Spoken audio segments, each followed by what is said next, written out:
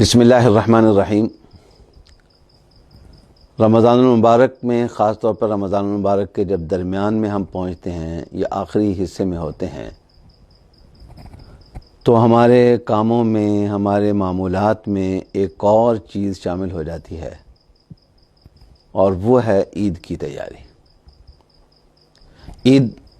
ایک مذہبی تہوار ہے، جس طرح وہ عبادت کا دن ہے اسی طرح وہ خوشی کا دن بھی ہے۔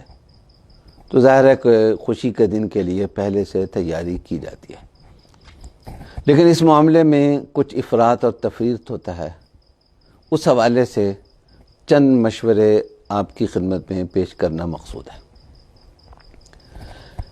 سب سے پہلی بات تو یہ ہے کہ ہمارے بچے، ہمارے نوجوان، ان کی خواہش ہوتی ہے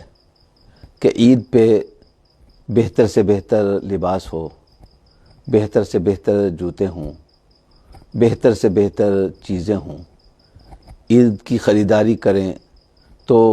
ایسی چیزیں ہمارے والدین ہمیں لے کر دیں کہ اپنے دوستوں کے اندر ہم فخر سے دکھا سکیں۔ اس معاملے میں جو متوسط یا متوسط سے نچلے درجے کے گھرانوں میں ہو رہا ہے، اور یہ صرف عید کی تیاری کا مسئلہ نہیں ہے، شادی بیاہ کی تیاریاں ہوں یا کوئی فنکشن ہو، کوئی خاندانی تقریب ہو، ان سب مواقع میں ایک مسئلہ بہت کثرت سے پیش آتا ہے۔ میں نوجوانوں کی خدمت میں، بچوں کی خدمت میں عرض کروں گا کہ وہ اس پہ خاص توجہ دیں، میری بات کو ذرا دھیان سے سنیں۔ ہوتا یہ ہے کہ ہمارے والدین ہماری تعلیم کے بارے میں بہت حساس ہوتے ہیں، اور ہماری تعلیم کی خاطر وہ اپنی بہت سی قربانیاں دیتے ہیں۔ وہ اپنے بہت سارے اخراجات کو ادھر ادھر سے بچا کر، اپنا پیٹ کاٹ کر، اپنی بہت سی خواہشات کو دبا کر، اپنے معیار زندگی کو کنٹرول کر کے، بلکہ بعض اوقات اپنی ضرورتوں کو کنٹرول کر کے وہ یہ کوشش کرتے ہیں کہ ہمارے بچے اچھے تعلیمی اداروں میں پڑھیں۔ ہمارے والدین اچھے اداروں میں ہمیں داخلہ دلوا دیتے ہیں، بڑی فیسیں بھی بھرتے ہیں، لیکن ہوتا کیا ہے؟ انہی اداروں میں بہت زیادہ کھاتے پیتے یا ہم سے زیادہ کھاتے پیتے گھرانوں کے بچے بھی ہوتے ہیں۔ ہم ان کا لائف سٹائل دیکھتے ہیں، ہم ان کا لباس دیکھتے ہیں، ہم ان کے موبائل دیکھتے ہیں، ہم ان کی گھڑیاں دیکھتے ہیں۔ وہ ہمیں بتاتے ہیں، ہماری سہیلیاں بتاتی ہیں، ہمارے دوست بتاتے ہیں کہ آپ تو فلاں بازار سے، فلاں گلی سے، فلاں جگہ سے شاپنگ کرتے ہو، ہم تو فلاں بڑے مال میں جاتے ہیں، فلاں بڑے مال میں جاتے ہیں، فلاں جگہ سے ہماری شاپنگ ہوتی ہے۔ تو ہم اس سے ایک تو احساس کمتری میں مبتلا ہو جاتے ہیں، دوسرے اپنے والدین سے اپنے تقاضے بڑھا دیتے ہیں،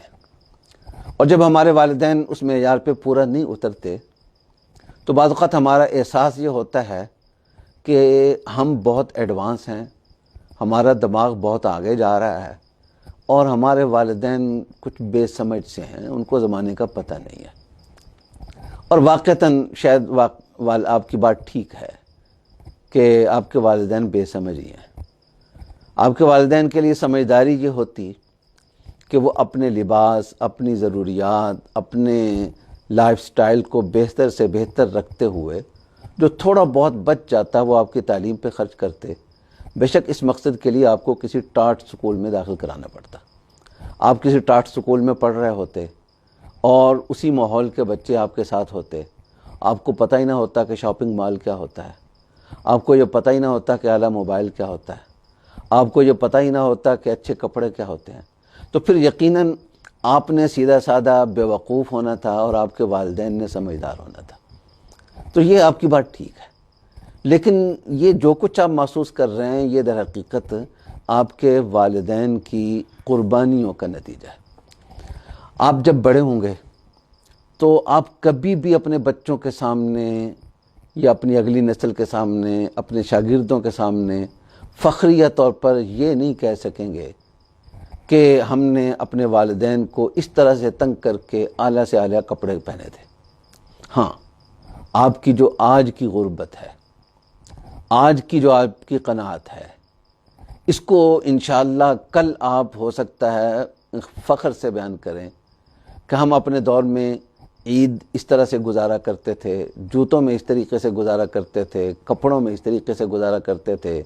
اس طرح سے مشکل اوقات میں ہم نے تعلیم حاصل کی ہے، ہمارے والدین نے ہمیں تعلیم دلائی ہے، اور اب ہم اس مقام پہ پہنچے ہوئے ہیں۔ تو آنے والے وقت میں آج کی آپ کی سادگی، آج کا آپ کا ایثار، آج کی آپ کی قربانی، آج جو اپنے والدین کا لحاظ کریں گے، وہی آپ کے لیے باعث فخر ہوگی۔ اور سب سے بڑی بات یہ ہے کہ آپ اپنے والدین کے لیے راحت و آرام کا باعث بنیں گے۔ والدین کے لیے بہت مشکل ہوتا ہے، آپ بچے ہیں، فی الحال آپ کو احساس نہیں ہے۔ کسی فارسی شاعر نے کہا ہے کہ قدر بابا نہ شناسی تا بابا نہ شوی، جب تک باپ بنو گے نہیں، باپ کی قدر کا تمہیں احساس نہیں ہوگا۔